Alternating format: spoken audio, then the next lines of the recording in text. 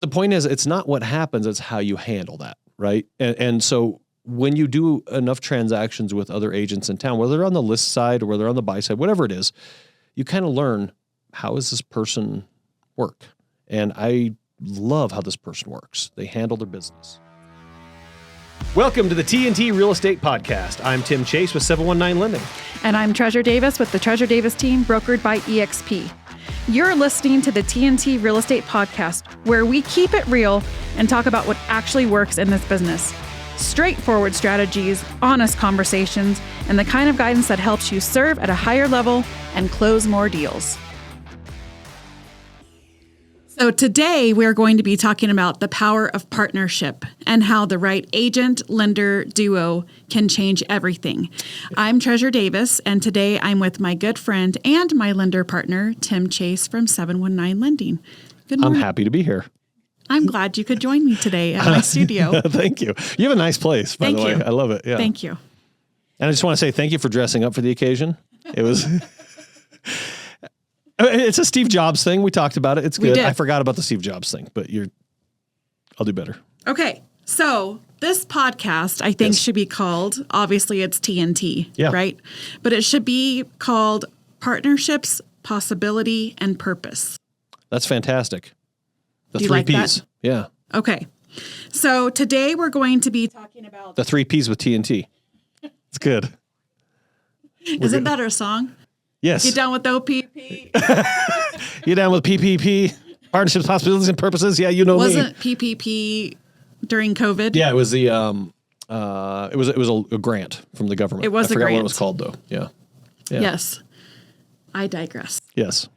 So today we're going to be talking, what does a true agent-lender relationship look like in 2025? Yes. And much different than maybe it was in the past, and much different than a lot of people treat it, right? A lot of people treat it, in my opinion, as a commodity. They treat it as a transaction, I guess. That's very much the traditional transactional partnership, but you can actually build your business better with a different approach to partnerships, and with the right partnership, your clients can experience better situations. You can have more repeat and referral business. So it is definitely different now, for sure.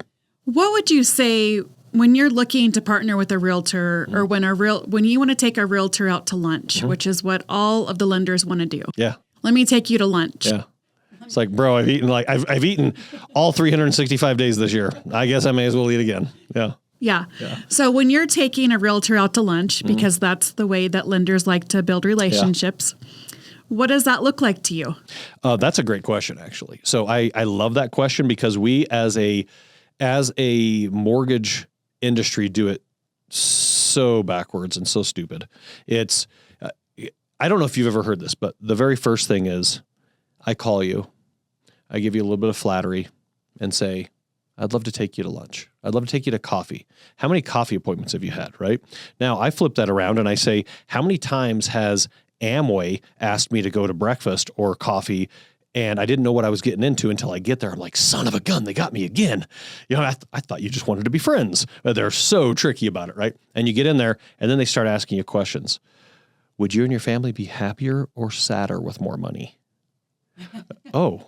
Well, geez, I guess I've never really thought about my happiness level with that. Okay. So lenders, we like to do the same thing, but then we like to take you out, and we like to data dump on you, right? We love to data dump. And we like to tell you all the reasons that we are awesome.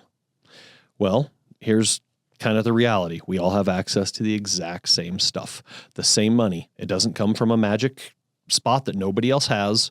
You don't have a certain loan that nobody else has. We can pretty much do everything that everybody else can do, right? So when I look at that and I'm like, well, what do I have to sell? Oh, here's what we say. I'm always available. And I say, please don't call me late at night. Please don't call me on the holidays. I would love to spend Sundays with my family, right? Unless there's a real big emergency. You know what? I'm not here for that. You need to quit calling me in the middle of the night. It's getting weird, okay? But then also, what do? We say our interest rates. Let me tell you, we kill everybody on our interest rates. Okay, great. Now, my question is, and like, great. Do you want your realtor to say, I give 90% of my money back to the client every time, and that's my only value, right? It's a silly value. So when we sit down and we meet with an agent, the way that my approach is number one, who am I meeting with? That's very, very important. There's 5,000 agents in town, and I want to meet with people who are at least like-minded with me. It's hard to sustain business with people who are not like-minded. You can do business, but it's hard to sustain business. Okay, so what would you consider to be a like-minded agent? Sure. So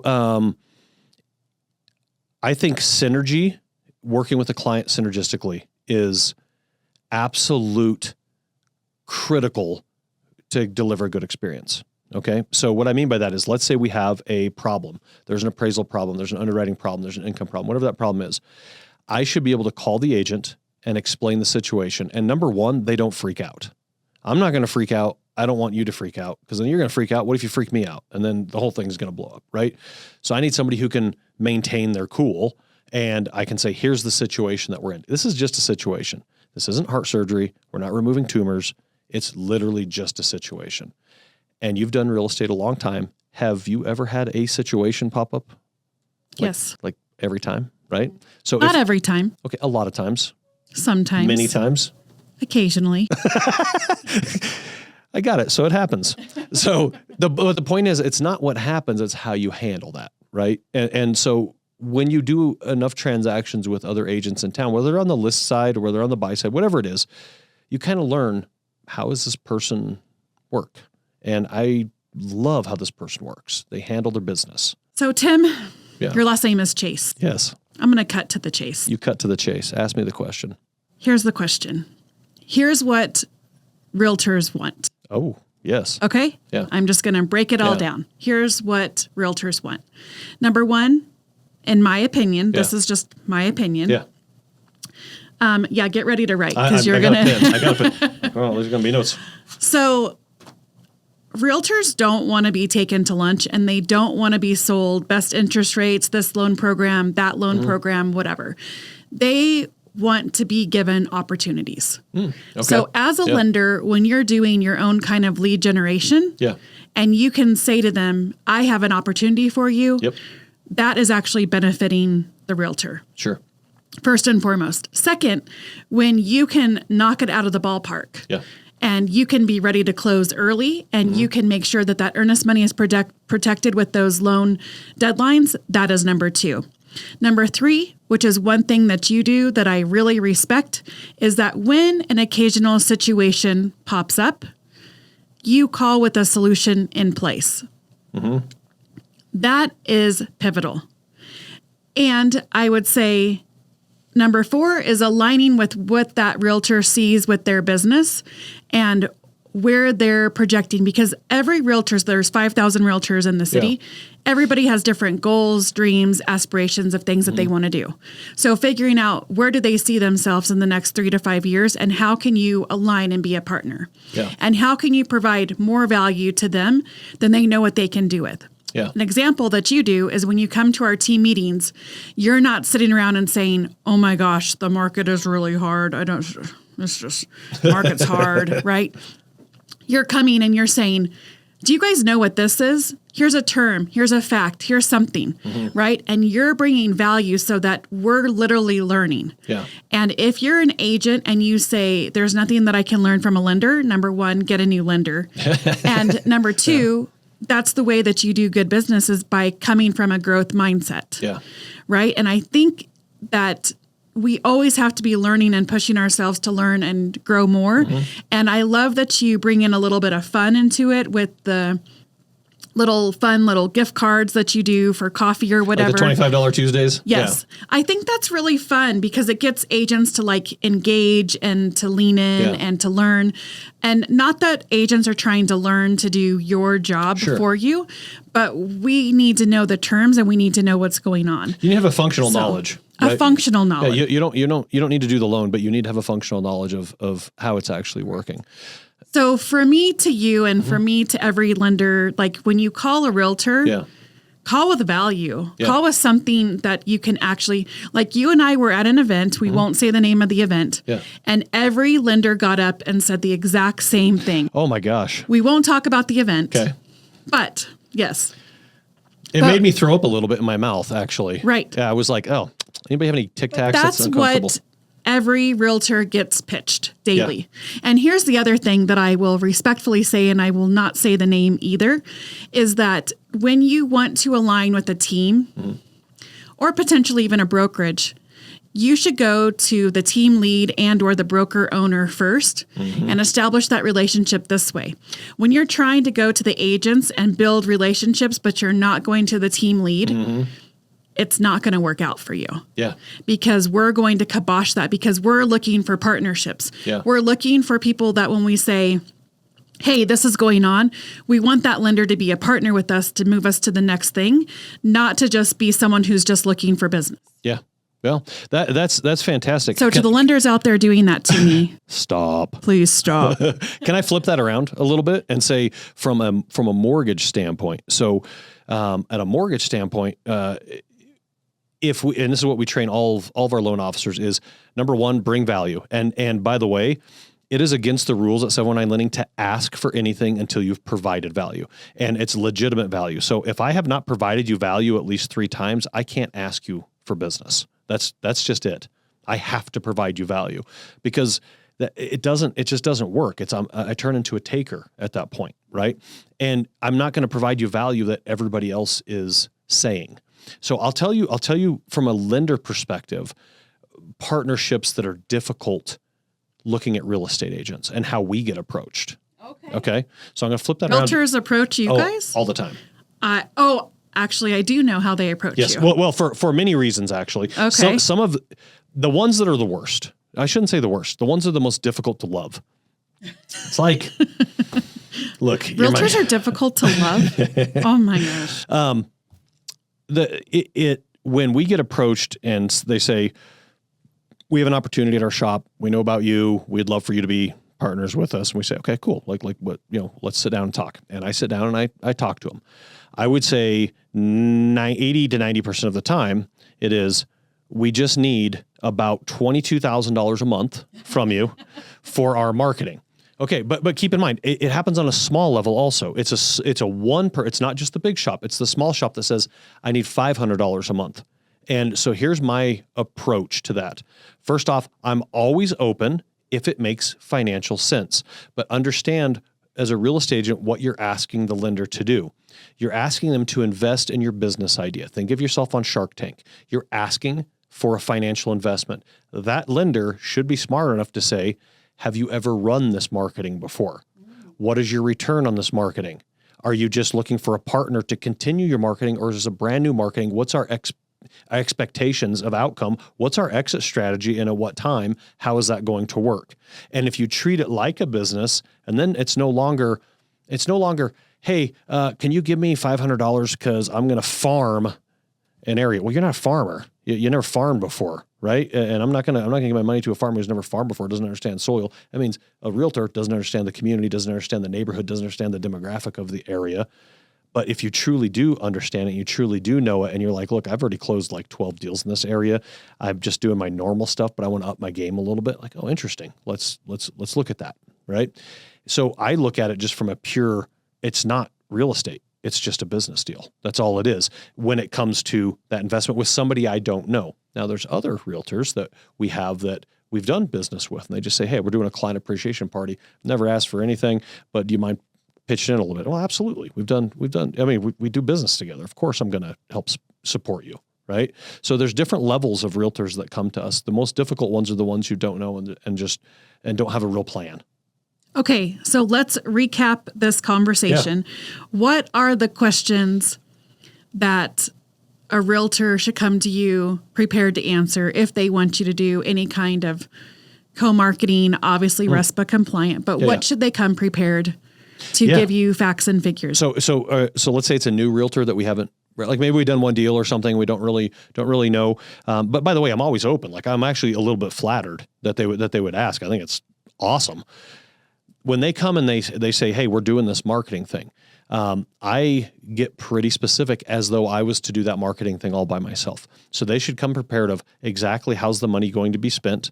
Are we going in 50-50? And this is a big one for me. Is there any other lenders involved? Because if there's another lender involved, now all of a sudden, how do I know what's coming my way? I'm pitching in on your realtor leads or whatever, on your realtor.com leads or on your, whatever leads. I'm pitching in on those, but you have 3 other people sponsoring to help pay for your thing. And then you just kind of dole them out. How's that working so far? I don't really like that. I like to go in as a real partner with them on that. Right. Yes. So to me, that's a very important question is, is there anybody else involved in it? And have you done this before? And if you've never done it before, that's still okay. I'm good for let's give it a shot, but we have to know what is the expected outcome by what time frame, what's the exit, when do we know to cut bait and be professional and okay with it? Or when do we know, okay, this is a 12-month thing. This isn't a 3-month thing. And are we prepared to invest for 12 months to see how it's going to work out? And at month 6, what's our kind of baseline to know where we're at? So to me, it's just, yeah. Yes.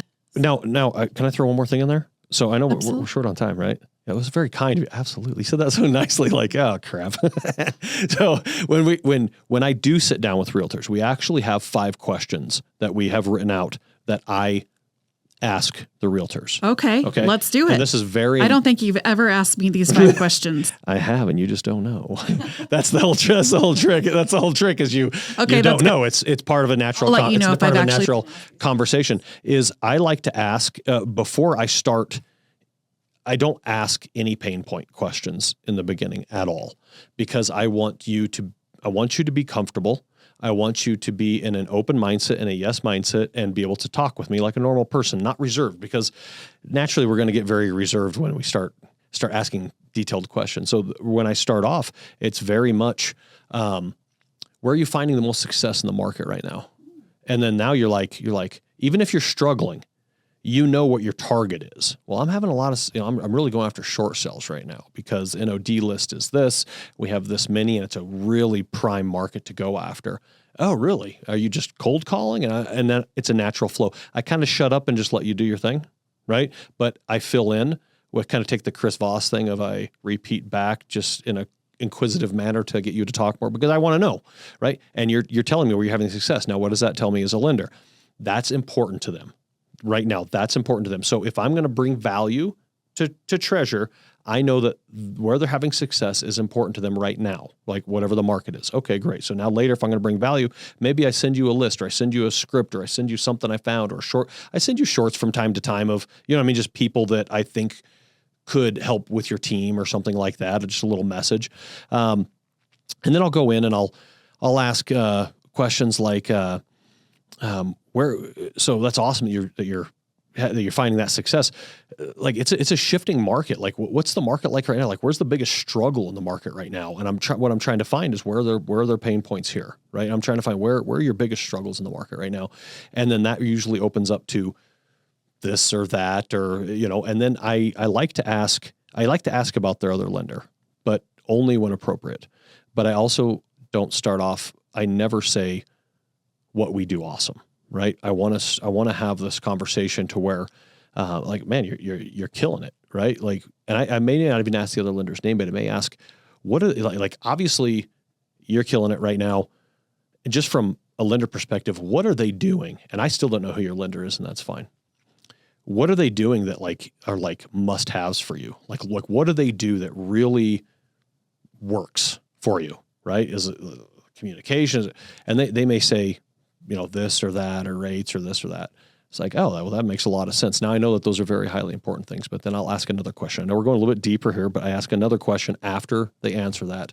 And I'll typically ask, it sounds like you're just killing it, but I just gotta ask if there was one spot in the lending, because the lending's weird. We got different underwriters, we got different, it's always weird things happen. But if there was one spot, if you could change one thing in your lending process, what would be that one thing that you would really target, that you would want to have changed? And right there, what I'm looking for is the flaws, right? I'm looking for, where is that person failing, and do we do it better? Does that kind of make sense? And so the whole idea of all of this is I need to provide value, but I don't know what's valuable to you. If you and I go to a car lot, well, we'll probably buy the same car, honestly. Let's say somebody else goes to a car lot. One person wants a Corolla and one person wants a big Escalade or something, right? Until the salesman knows what's important to you and why that's important to you, he doesn't know how to provide you value. Maybe you don't need an extended warranty. Maybe that's the most important thing you could possibly have because you've been stranded on the side of the road and you don't have the money to fix your car. And that is the premium, you will pay extra for that. So the idea is, how do I add value to Treasure? I don't know until I find out. So for me, just to throw random stuff about our rates and we always close on time. And I say to all the lenders who say that, I hope you do, because that's your job. 100%. I really hope you're doing the baseline. Say that one more time. I hope you close on time. I hope you communicate well. I hope you deliver a good experience. I hope that you help them build relationships, and I hope you build synergy with your agent. Like, that's literally your job. It's not just to find the lowest rate. It's to find the best situation for the client and be able to deliver that to the client for their unique situation. Absolutely. It's not always about the lowest rate. It's not about the lowest cost. It's not always about, maybe they don't have the money. Maybe they need extra money, like whatever it is, right? You got to discover that. And I really hope you're doing that. And then from there, now that I'm doing my baseline, at least I can know from there. Now where do I deliver the value? And I kind of look at it. I like to tell our salespeople, it's like when you're at a restaurant and the waiter brings out your hamburgers and your fries and sticks it down. And it's warm. It's just good enough. And you stand up and you applaud. And you're like, son of a gun, you killed it. You brought my food when it was warm. I got ice in my drink. Can everybody see this? Can we get a picture here? This is amazing. Well, that's what they're supposed to do, right? But what else can they do at your experience in that restaurant to make it more pleasurable, to make it more better for your family, for your kids, more relaxing for the mom and the dad, whatever it is? What can they do to help with that and deliver that better experience? And that's where the value comes in. It's not doing the baseline work. So I've over-explained that, but I think that is great. So if you're listening and thinking, I want that kind of partnership, reach out to us. We are building a nationwide network with agents and lenders to have just that experience. Tim, you are licensed in other states, correct? Yes. How many other states? Right now, I think like 6 or 7. I'd have to. It kind of comes and goes if depending on what states that we desire at the time, right? So if it's like a PCS state, we definitely want to be there. If it's sometimes I'll get licensed in a state, like I have a bunch of family from Ohio, so we got licensed in Ohio. Come to find out, nobody in my family can buy a house, and so, like 2 people. I'm like, well, this isn't really worth keeping the license for all these years. It's expensive to get licensed from a mortgage standpoint. And by the way, from a mortgage standpoint, we can't refer business to another company and get referral fees. That's a RESPA violation, Section 8 violation, right? Whereas realtors, you guys have that unique opportunity because you're grandfathered in when that rule is made. So you guys have a little bit more flexibility in there. We're a little bit more kind of like government thumb on us. That's good. So, well, thank you so much for joining us today for our purpose and our possibility and our purpose. You down with PPP? This has been the TNT podcast. TNT. And I hope you enjoy the music as our outro out of this podcast. That's it for today. Remember that execution is what moves your business forward. Take one thing from this episode and put it into play. If it helped you, share it with another agent who wants to grow. See you next time on the TNT Real Estate Podcast. Peace.